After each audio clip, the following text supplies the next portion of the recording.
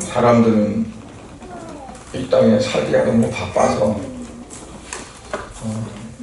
자기 자신을 돌아보는 그런 시간이 매우 적다고 봅니다.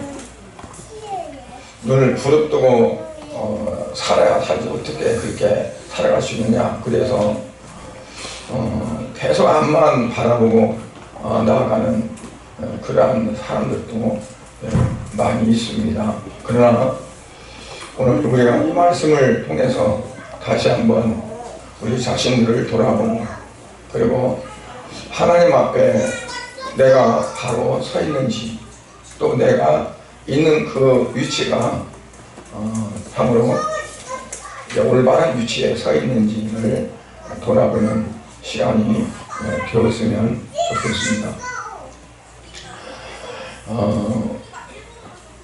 아침에 잠자고 일어나서 특히 밖에 외출을 하려면 어김없이 꼭 봐야 되는 게 있잖아요. 거울을 봅니다. 거울을 안 보면 내 머리가 얼마나 부시시한지, 아니면 얼굴이 뭐가 묻었는지를 알 수가 없잖아요. 운전을 아침에 이제 하면서 어디 가다 보면 차가 좀 이렇게 정체돼서 앞차가 좀 천천히 가고 나도 천천히 갈 때가 있잖아요. 그러면 몇 번을 이제 봤는데 그 앞에 그 운전자가 잠깐 여유 있는 그 시간에 앞에 그 차 안에 있는 거울을 바라보고 얼굴을 수정하고, 심지어는 뭐 이렇게 화장도 하고 또 눈화장도 하고, 그 열심히 그렇게 시간 틈틈이 해요. 가다가 차가 서면 또다시 보고 또다시 보고. 왜 그럴까요? 자기 혼자 사는 세상 같으면 그렇지 않을 텐데 다른 사람들이 바라보니까 그래서 다른 사람들과의 관계가 중요하죠. 결국은 관계성 때문에 자기를 관리하는 그런 걸 이제 보게 됩니다. 우리가 하나님과의 관계도 마찬가지라고 봅니다. 하나님이 나를 어떻게 볼까 하는 그러한 부분에서 우리가 우리 자신들을 돌아보면서 하나님 앞에 내가 바로 섰는지, 내가 살아가는 그런 삶이 옳게 살아가는 건지, 우리 자신들을 늘 돌아보며 점검하는 그런 것들이 필요하다고 이렇게 봅니다. 오늘 말씀을 보면 하나님이 아담과 하와를 지으셨고, 그리고 그들을 에덴 동산 안에 살도록 하시면서 모든 것들을 다 허락을 했어요. 뭐 에덴 동산에 있는 모든 과일이나 또 모든 것들을 마음대로 해도 좋다. 근데 한 가지 지켜야 할 게 있는데, 선악을 알게 할 나무의 실과는 절대로 먹지 말라. 먹어도 좋고 안 먹어도 좋은 게 아니라 절대로 먹지 말라. 왜냐하면 먹는 날에는 반드시 죽게 된다. 그래서 하나님이 그를 금하셨어요. 그런데 그 선악과를 볼 때마다 아담과 하와는 누구를 떠올릴까요? 하나님 말씀하신 거. 하나님이 이건 먹지 말라고 했어. 그래서 쳐다보다가 얼른 얼굴을 돌려서 다른 데를 바라보고 다른 곳으로 가고, 아마 그랬으리라고 봐요. 근데 어느 날 뱀의 유혹, 즉 사탄의 유혹을 받고 보니까 하나님을 바라보는 것이 아니라 그 선악과를 통해서 내가 좋아질 내 육체를 바라보는 거죠. 그걸 먹으면 똑똑해진다고 했고, 저걸 먹으면 지혜로워진다고 했고, 정말 하나님보다 어쩌면 더 뛰어날 수도 있다고 했는데, 그러니까 엉뚱한 그러한 것들을 바라다 보니까 하나님의 말씀이 그들에게 어떠한 중요하고 결정적인 어떤 것들을 주지를 못했어요. 오히려 사탄이 유혹하는 그 말을 더 아주 달콤하게 생각하고, 그래서 자기들도 그냥 하나님이 하신 말씀을 깜빡하고 그리고 선악과를 따먹게 되는 거잖아요. 먹고 나니까 어땠을까요? 눈이 밝아졌다고 했어요. 근데 어떤 눈이 밝아졌을까요? 선악과를 따먹고 나서 눈이 밝아졌는데 어떤 눈이 밝아졌을까요?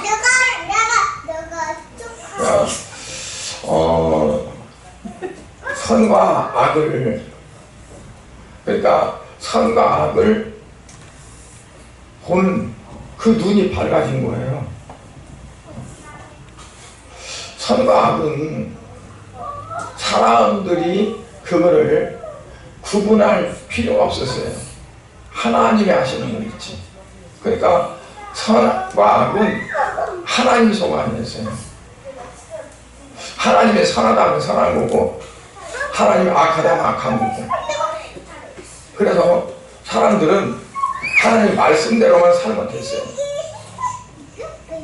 그래서 선악과는 하나님 것이기 때문에 사람이 그거를 먹으면 안 된다는 거죠. 근데 그걸 따먹고 나서 보니까 어때요? 그 눈이 밝아져가지고 전에는 서로 둘이 벗었어도 그게 흠이 안 되고 흉이 안 됐어요. 그런데 벗었다는 그 자체가 안 좋게 보이는 거죠. 부끄럽게 보이는 거고 이상하게 보이는 거고. 그러니까 그들이 숲에 가서 숨었어요. 누구를 피했냐면 하나님을 피한 거죠. 왜 하나님을 피했냐면 그 자체가 죄가 됐기 때문에 죄의 몸으로 하나님을 볼 수가 없었어요. 그러니까 선악을 가지고 살아간다는 그 자체가 뭐냐면 죄 가운데 있다는 거예요. 내가 판단하고 내가 정죄하고 이건 잘못된 거야, 아 이게 옳은 거야, 이게 그른 거야 하는 거를 내 스스로 구분하고 판단하는 것 자체가 그게 하나님이 허락하신 것이 아니었어요. 그냥 하나님 말씀대로만 살면 그게 선이고, 하나님 말씀대로 안 살면 그게 바로 악인 거예요. 그런데 그걸 떠나서 사람들이 스스로 선악을 구분하게 되는 거죠. 그러다 보니까 어때요? 그들을 벗은 것 자체가 서로에도 그게 안 좋았어요. 그래서 이제 죽었던 거죠. 결국 하나님께서 넘지 말라고 한 선을 넘게 된 거예요. 그들이 선악과만 안 까먹었으면 에덴 동산에서 그냥 누리며 살았을 거예요. 하나님이 주신 거를 누리며 살아주셨는데 그러지를 못한 거예요. 그래서 그 아담과 하에게는 참된 평안과 행복이 사라지게 됐어요. 그들 에덴 동산에서 쫓겨났고, 하나님께서 그들에게 아담에게는 땀을 빨빨 흘리고 일을 해야만 먹고 살게 했고, 그 여자는 아이를 순산하는 그러한 순산이 아니라 이제는 해산의 고통을 겪으면서 자기가 해야 될 일을 감당해야 되는 그러한 이제 죄가를 받게 된 거죠. 즉 다시 말하면 전에 있던 평안과 전에 있던 모든 안락한 삶 자체가 다 없어져 버렸어요. 메마른 땅, 가시 엉겅퀴가 얽혀있는 땅을 개간해서 농사를 지어야 됐어요. 그 위해서 수고하지 않으면 안 됐고 땀을 흘리지 않으면 안 됐고 그러한 삶이 됐던 거죠. 그래서 이 말씀은 인간의 참된 행복이 어디에 있느냐, 인간의 참된 축복의 삶이 어디에 있느냐 하는 것을 말씀해 주는 거예요. 우리 스스로 개척하는 것이 아니라 하나님이 주신 것을 누리는 것가 우리에게 진정한 축복이요 행복이라는 거죠. 우리가 행복한 삶을 살려면 가장 먼저 알아야 될 것이 뭐냐면 나의 나됨을 알아야 된다. 즉 나 자신을 알아야 된다는 거죠. 옛날에 소크라테스라는 분이 그런 말을 했다고 하잖아요. 너가 네 자신을 알라. 그런데 그 자신을 알라 그런 거는 소크라테스가 처음에 그런 거 아니라 하나님 그분이 우리에게 원래 말씀하신 거예요. 우리 자신들을 알고 그냥 하나님의 말씀대로 살아야 된다. 그래서 먼저 우리가 어디에 뿌리를 두고 있어야 되는가, 어디에 삶의 근간을 두고 살아가야 되느냐, 무엇에 가치관을 두고 살아가야 되느냐. 그러니까 인생의 가장 큰 목적이 어디 있어야 되느냐는 거죠. 어디에야 두야 하는 거예요. 결국 그 말은 뭐냐면 우리가 목표를 어디 두고 살아가느냐는 거죠. 어디에 목표를 두고 살아가느냐. 사도 바울은 예수님을 만나기 전에는 자기의 그 놀라운 지식과 또 가풍과 여러 가지 그런 것들이 자기의 삶에 어떤 그 든든한 백그라운드가 있었고, 그리고 그 바탕에서 그가 추구하는 것들이 따로 있었을 거예요. 그런데 그가 예수를 만나고 나서 완전히 바뀌어 버렸어요. 그가 나아가는 길은 딱 하나였어요. 사도 바울은 자기는 표대를 향해서 간다고 했어요.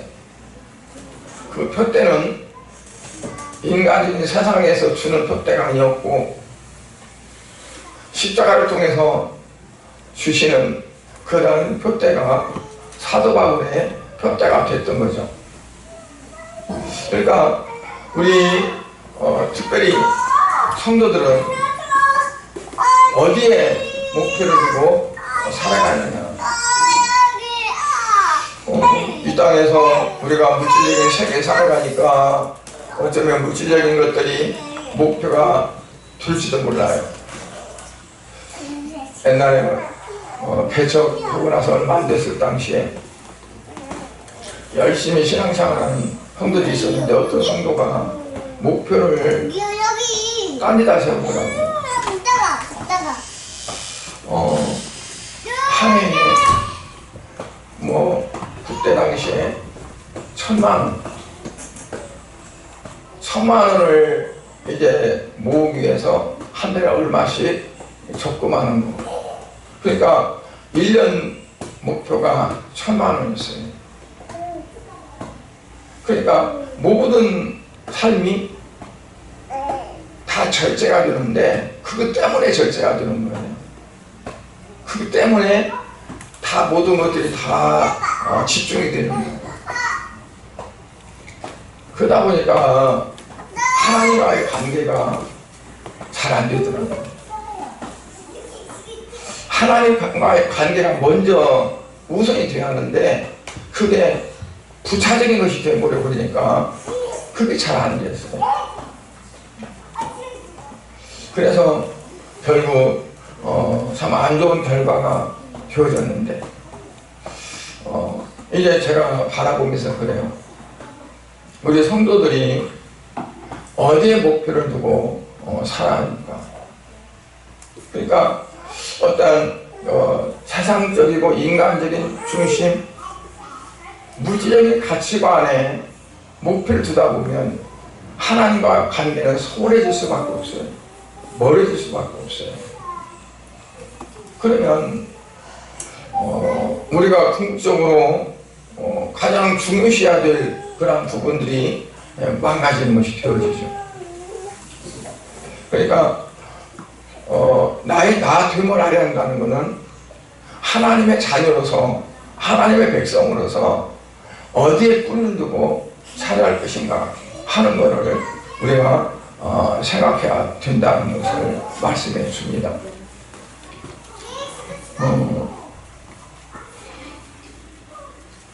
흔히 지혜가 있어야 한다고 그러잖아요. 그런데 그 지혜는 세상에서 말하는 지혜와 우리의 신앙의 삶과는 거리가 멉니다.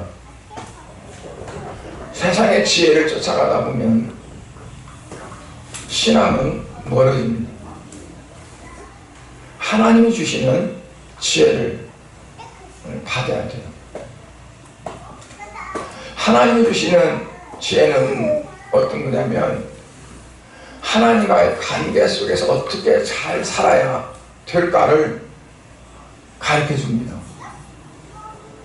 여러분, 제가 늘 생각하는 것은 솔로몬이 하나님이 주신 그 지혜를 정말 잘 사용했더라면 얼마나 좋았을까. 그래요. 전무후무한 지혜를 주셨다고 그랬어요. 모든 주변의 왕들이 바리바리 선물을 가지고 솔로몬에 가서 지혜를 배우려고 올 정도로 뛰어난 지혜를 하나님이 주셨어요. 그런데 그 지혜를 하나님과의 관계 속에서 사용하지 못하다 보니까 망해버립니다. 그 아들 르호보암이 너무나 하나님 앞에 악한 그런 정치를 하니까, 여러분 솔로몬 때 성경에 보면 하나님께서 솔로몬 때 나를 찢어버리려고 그랬어요. 그래서 여로보암에게 너를 10지파를 준다 라고 말씀했죠. 솔로몬이 눈치채니까 여로보암이 애굽으로 피난갔어요. 솔로몬이 죽고 그 아들 르호보암이 왕이 됐을 때 그 여로보암이 백성들의 장로들이나 유지들을 같이 데리고 르호보암을 찾아왔어요.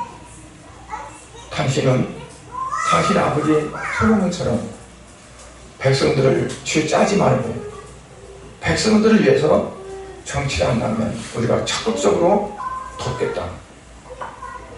그런데 그 르호보암은 미련하게도 다윗 때부터의 그 노신들의 말을 듣지 않고 젊은 층의 사람들을 말을 듣고 그냥 더 오히려 솔로몬보다 더 강하게 쥐짜는 정치를 하겠다고 말을 했죠.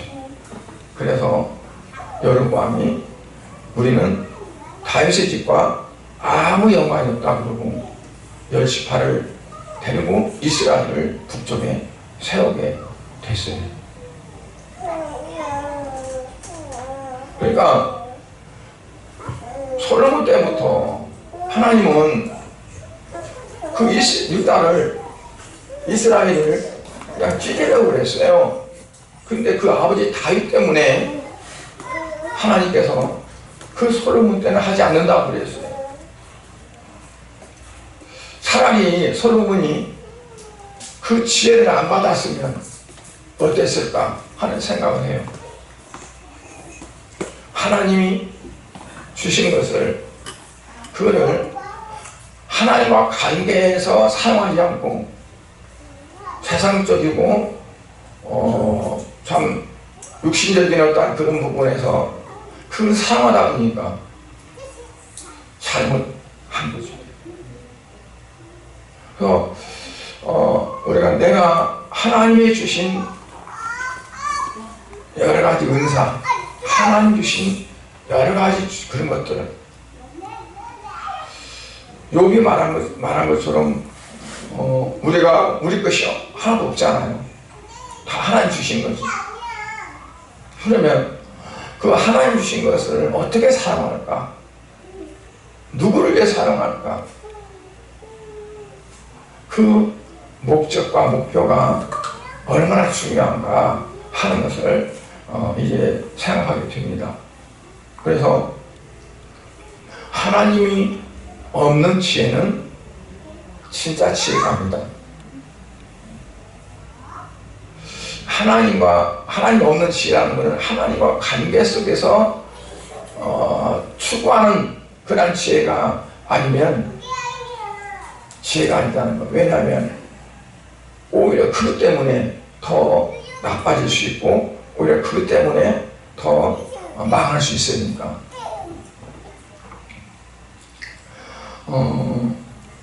가끔 어쩐 때 보면 이제 바다에도 길이 있습니다. 그리고 영역이 있습니다. 땅에만 영적이잖아. 바다도 마찬가지잖아요. 눈에는 안 보이지만 다 굵은 선이 있어요. 그런데 가끔 어부들이 막 고기를 잡다가 거기에 몰입하다 보면 자기도 모르게 선을 넘어버려요. 북방 항해선도 지혜내려도 넘을 수도 있고, 또 뭐 비행기가 날아가지만 하늘은 자기 마음대로 가는 것 같지만 다 항로가 있어요.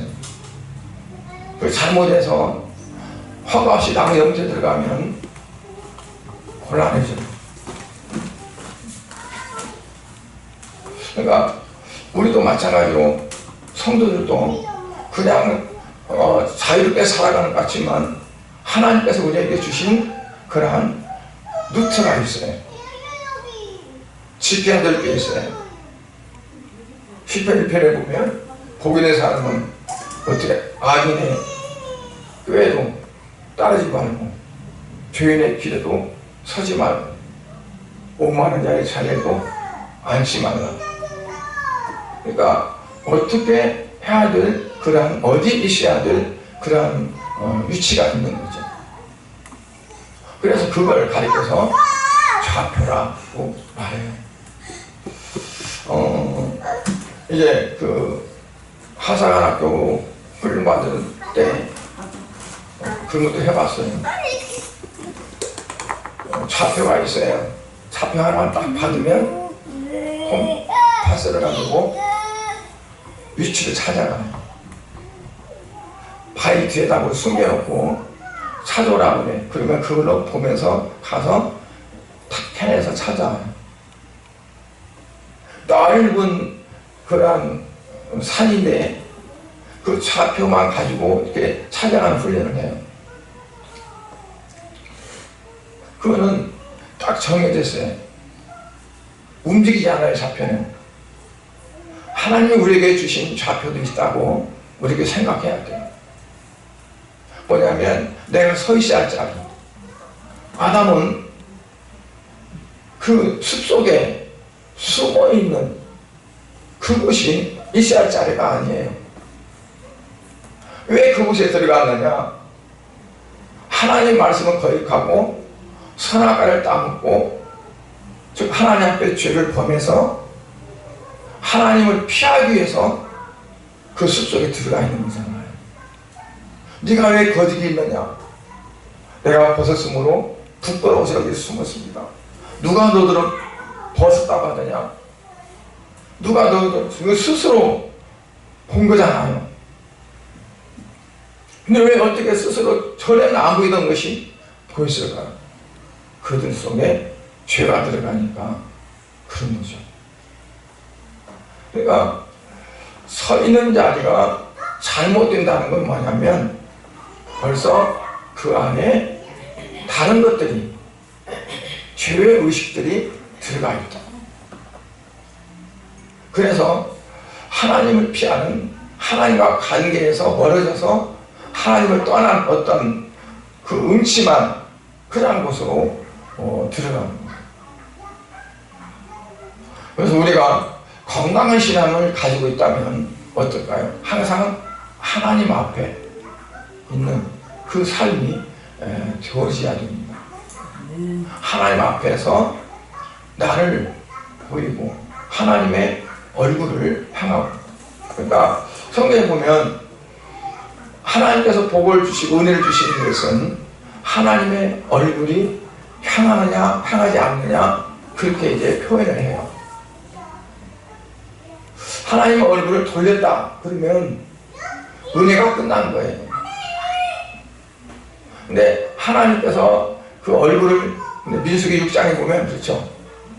하나님 모세에게, 너는 아론에게 이렇게 이스라엘 백성들 축복하라.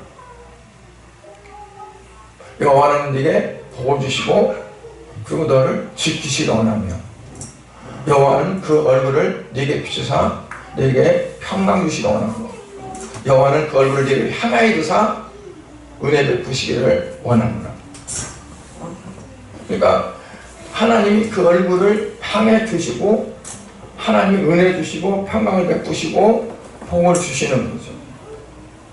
그러니까 우리가 하나님과 이제 정면으로 하나님과 같이 이제 마주 볼 수 있는, 그렇다면 우리가 하나님 얼굴을 볼 수 있는 거 아니에요. 우리 마음이 하나님을 향하는 거지.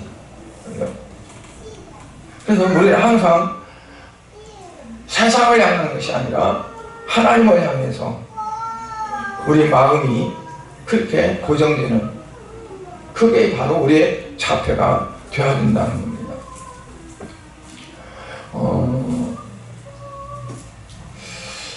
우리가 늘 항상 그렇게 하려면 기도하는 마음이 필요하다고 봐요. 기도하는 마음이. 그냥 눈을 뜨고도 기도하는 마음이 되어지고, 길을 걸어가면서도 하나님을 향해서 기도하는 마음이 되어지고, 그러니까 어떠한 장소나 어떤 환경에 상관없이 우리 마음은 하나님을 향해서 기도하는 그런 자세가 되어지면 하나님도 우리를 향해서 이제 얼굴을 향할 것이고 우리도 하나님을 향해서 나아가는 거고, 그렇게 되어지면 늘 우리 관계가 하나님과 관계 속에서 이루어지는 삶이 되어질 수 있다고 봐요. 그게 바로 뭐냐면 우리가 세상 중심으로 살아가는 것이 아니라 하나님 중심으로 주님 중심으로 살아가는 그런 삶이 될 수 있는 그 첫걸음이라고 이렇게 생각합니다. 그렇게 되어지면 하나님은 우리에게 따스한 손길을 내미실 것이고, 그 따스한 손길은 바로 우리를 하여금 평강의 삶으로 갈 수 있도록 그렇게 하시는, 그게 되어진다고 봐요. 그렇지 않고 우리가 마음을 하나님께 주지 않고 계속 세상에 두고 하나님과는 멀어지는 삶이 되어진다면 하나님과 그 관계가 많은 관계가 되어져서 우리가 이렇게 기도해도 하나님께 이 기도가 그대로 올라갈까, 그런 생각도 해볼 거 아니에요. 하나님 내가 기도한 소리를 들어주실까 안 들어주실까, 그런 마음도 가질 수도 있고, 왜냐하면 내가 그만큼 늘 항상 하나님께 향하지 않았다는 거죠. 원인이 하나님께 있는 것이 아니라 내가 하나님과 부자연스럽고 그리고 가깝지 않다 보니까 내가 어떤 절박한 것을 하나님 앞에 기도해도 하나님이 들으실까 안 들으실까 그게 이제 확신이 없고, 그러다 보니까 기도도 잘 안 되고 그렇게 되어지거든요. 결과적으로 하나님과 거리가 가까워지는 것이 아니라 멀어진 상태에서 어쩌다 한번 하나님 찾고 어쩌다 한번 하나님 생각하고 그게 되어져 버려요. 그러니까 우리가 일상생활 속에서 그냥 순간순간 계속 하나님 의식하고 하나님 앞에 내가 있는 걸로, 사도행전 10장에 보면 고넬료가 베드로를 청해요. 그 베드로가 가잖아요. 베드로 갔을 때 고넬료가 하는 말이 정말 기가 막혀요. 그 앞에 엎드려서 우리가 다 하나님 앞에 있나이다 라고 말해요. 베드로 앞에 있는데 하나님 앞에 있다는 거예요. 그건 그만큼 고넬료가 그동안에 계속적으로 하나님 앞에 기도해 왔다는 거죠. 그래서 늘 항상 하나님 앞에 기도하고 또 하나님이 원하시는 선한 사역도 감당하고, 그러다 보니까 베드로를 만났는데 하나님을 만난 그런 느낌을 갖는 거죠. 그러니까 우리가 일상생활 속에서 그런 삶을 산다면, 예배드리러 교회 왔는데 목사님 만나는 것이 아니라, 어떤 권사님 만나는 것이 아니라, 장로님 만나는 것이 아니라 하나님을 만나는 것, 그 마음으로 되어주시는 거잖아요. 그러면 그게 바로 하나님이 참 복을 주시는 그 삶의 좌표가 되어지고, 우리는 항상 주님 앞에 살아가는 그러한 좌표에 있다고 이렇게 볼 수가 있습니다. 그러한 삶은 교만을 하고 해도 교만할 수가 없는 거죠. 왜냐하면 늘 항상 하나님 앞에 있고 주님 앞에 있는데 어떻게 그럴 수가 있겠어요. 그러니까 항상 겸손하고 뭐 예수님 말씀에 겸손하라 하는 것을 막 생각하고 그거를 막 되뇌이고 하지 않는다 할지라도 그 삶 자체가 교만한 것이 아니라 겸손할 수 있는 그런 삶이 되어지죠. 두 번째는 우리가 기억할 것이 뭐냐면 진실해야 된다는 거예요. 아담과 하와가 하나님이 동산을 거니는 것을 그가 느끼고, 그리고 하나님 앞에 나아간 것이 아니라 하나님을 피해서 동산 나무 위에 나무 사이에 숨었어요. 왜 숨었을까요? 떳떳하지 못한 거죠. 떳떳하지 못하는 것은 진실함이 없어졌다는 거예요. 하나님 앞에 진실하지 못하고 다른 거짓이 있으니까 숨을 수밖에 없었던 거죠. 세상에서도 죄를 범한 사람들은 어떻게 해요? 떳떳하게 활기치고 살아가나요? 숨어 살죠. 그 숨어 사는 마음이 얼마나 괴롭겠어요. 어떤 사람들은 이제 도망다니고 숨어 다니다가 체포되면 그런데요, 차라리 더 편하다고. 숨어 다니면서 피다니면서 정말 고생하고 마음고생했는데 오히려 잡히고 나니까 오히려 마음이 훈련한 죄의식이 그만큼 우리를 어둠 안에 가둔다는 것을 말씀해 주는 거예요. 아담과 하와도 그들에게 평화가 없었잖아요. 하나님 앞에 떳떳하게 나가서 나설 수 있는 그게 없어졌어요. 그러니까 숨어버려요. 우리도 마찬가지로 하나님 앞에 정말 바르고 진실하고 순전한 그런 삶이 되어져서 언제나 항상 하나님 앞에 나아갈 수 있는 그런 삶이 이제 되어져야 되라고 그렇게 봅니다. 셋째로 기억할 것은 회개입니다.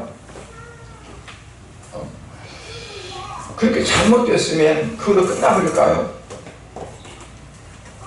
하나님은 그래서 회개를 주셨어요.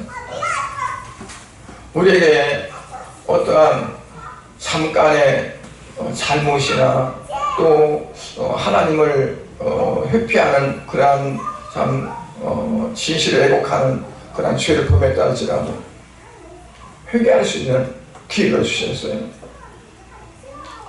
로마 3장 10절 이하에 보면 기록한 바 의인은 없나니 하나도 없으며 깨닫는 자도 없고 하나님을 찾는 자도 없고 다 치우쳐 한 가지로 무익하게 되고 선을 행하는 자는 없나니 하나도 없도다. 선을 행하는 자는 하나도 없다. 다 죄 가운데 있다. 그러면 어때요? 죄 때문에 망할 수밖에 없는 거잖아요. 죄 때문에 죄 징계를 받을 수밖에 없는 거잖아요. 그런데 하나님은 이스라엘 백성들에게 계속 레위기를 통해서 어떻게 죄의 사함을 받는가에 대해서 계속 말씀해요. 때로는 양을 가지고 와서, 때로는 송아지를 가져오기도 하고, 그것도 안 되면 비둘기, 산비둘기, 집비둘기 가져오고, 그것들을 죽여서 피를 받고 피를 뿌리고, 내가 당해야 될 죄 대신에 다른 어떠한 죄물이 대신 죽고 피를 흘려야 내 죄가 사함받는다는 것을 계속 그들에게 답습을 시켜, 그리고 배우게 학습을 시키는 거죠. 그래서 결국에는 이제 그 모든 것들을 총정리하는데 메시아신 예수님이 오시게 되고 십자가에서 못 박혀 죽으심으로 이 모든 것들 받지 않느냐. 그러나 그것들은 또 회개해야 되고 또 재물 드려야 되고 재물 드려야 했지만 이제는 단번에 이 모든 것들을 하나님이 다 갚으셨다 라고 하나님 그렇게 말씀하셨어요. 그래서 오늘날에는 양을 잡아오든 송아지를 잡든 그게 아니라 그냥 나를 위해서 십자가에 죽으신 예수 그리스도를 우리가 기억하고 그렇게 고백하면서 회개하면 된다는 거예요.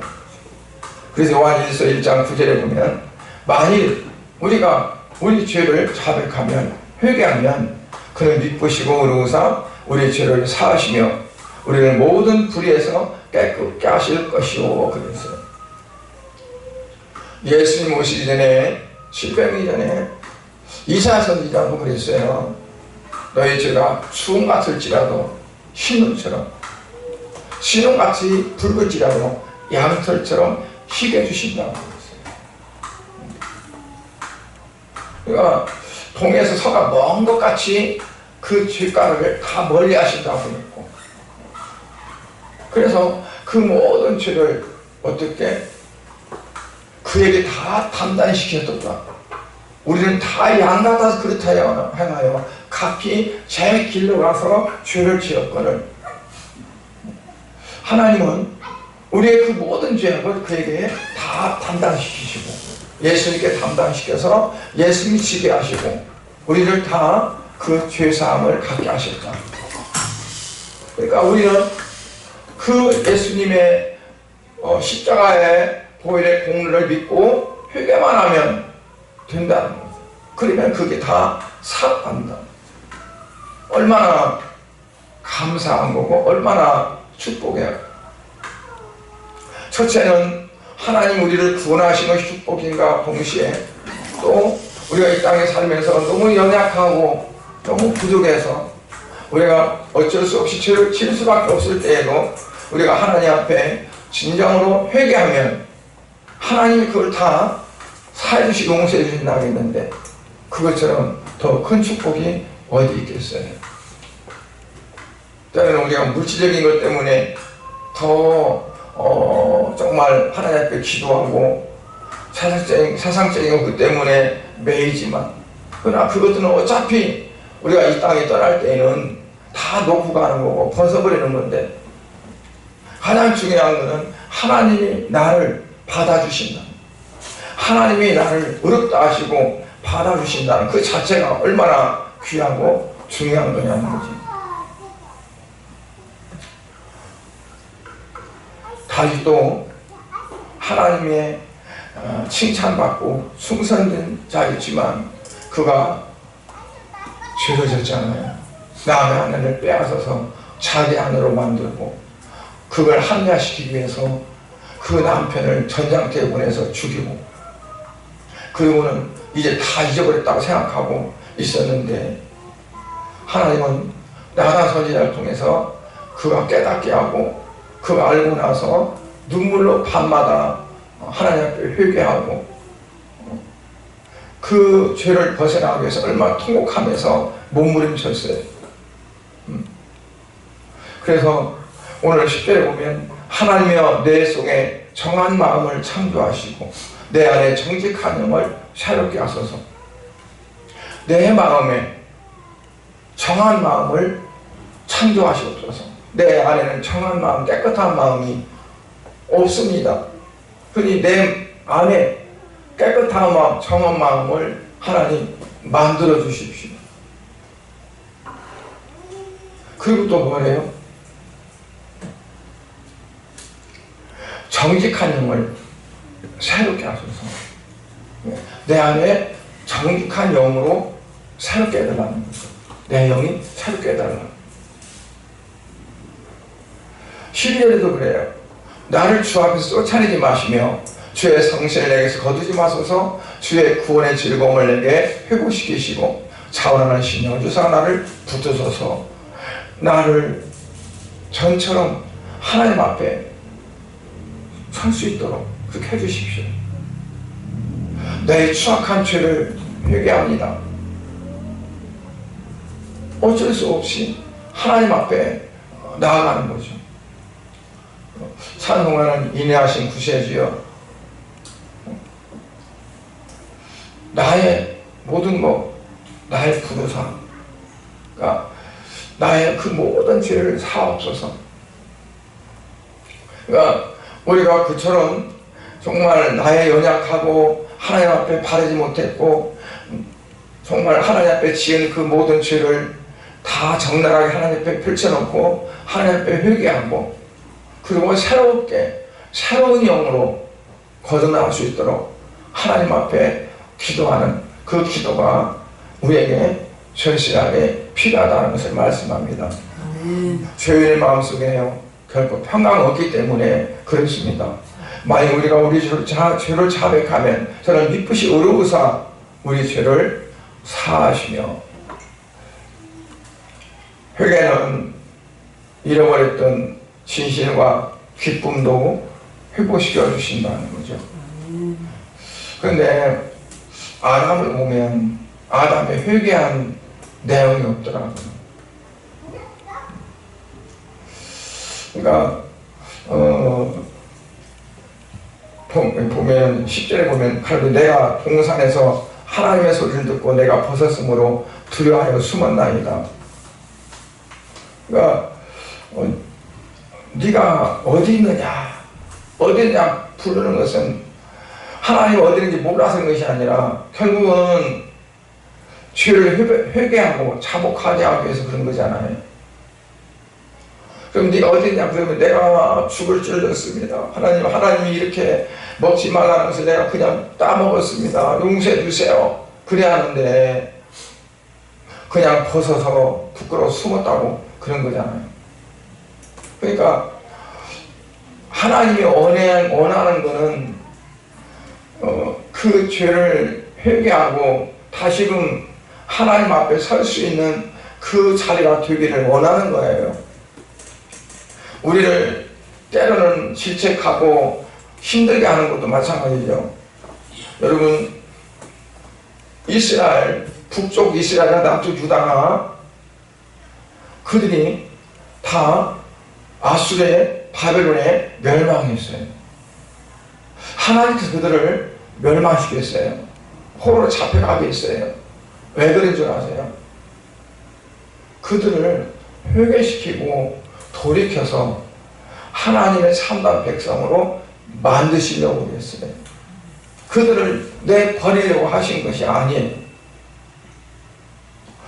하나님이 성도들을 어떠냐면 죄를 졌다고 해서 너는 내 백성이 아니야 하고 내치는 게 아니에요. 호세아서를 통해서 하나님은 그걸 말씀해 주세요. 하나님의 인애가 얼마나 큰가. 그래서 너희가 어떻게 여호와를 알자, 여호와를 힘써 알자. 그들이 하나님을 알고 하나님이 어떤 분인가를 알고, 아, 하나님은 바로 이런 분이구나. 그래서 하나님 앞에 그들이 방향을 돌이켜서 돌아와서 하나님 앞에 회개하고 자복하고 엎드려서 정말 이제는 새로운 그러한 삶의 길로 가기를 하나님은 원하시고, 그리고 기다리시는 거죠.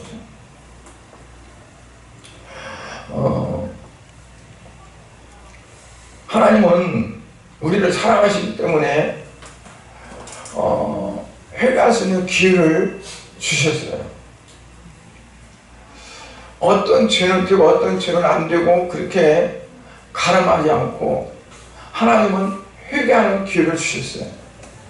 그게 하나님과 우리가 하나 되고 하나님 앞에 설 수 있는 그런 거예요. 그러니까 우리의 서 있는 좌표가 하나님과 멀리 있다면 옮겨야 돼요. 어디로? 하나님 앞으로. 언제나 하나님을 바라보고 하나님 앞에서 하나님 원하시는 말씀대로 살아갈 수 있는 그 위치로, 하나님과 가장 가까운 그 부분에 우리가 서야 돼요.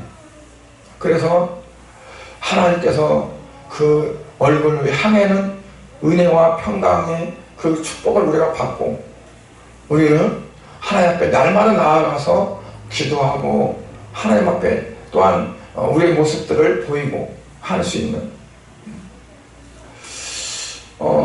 아무리 사랑하는 사람들일지라도 멀리 떨어져 있으면 멀어질 수밖에 없습니다.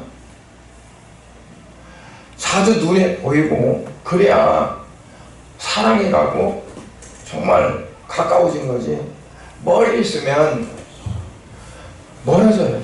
그렇지 않아요? 하나님과 우리와도 관계도 마찬가지입니다. 항상 하나님 앞에서 우리가 살아가는 삶이 되어져야 돼요. 그래서 우리의 좌표는 어디에 있어야 된다? 항상 하나님 앞에 있어야 된다. 그래서 하나님 앞에서 우리가 예배드리고 이제 나가도, 우리가 세상 속에 나가도, 직장에 가도, 사업의 어떤 터전에 가도 거기에 항상 하나님과 함께하는, 주님과 함께하는 그런 삶이 저와 여러분에게 되어져서 이제 정말 내 좌표가 어디냐고 누가 묻는다면 하나님 앞이라, 주님 앞이라고 말할 수 있는 그런 삶이 되어지기를 주의 이름으로 축복합니다.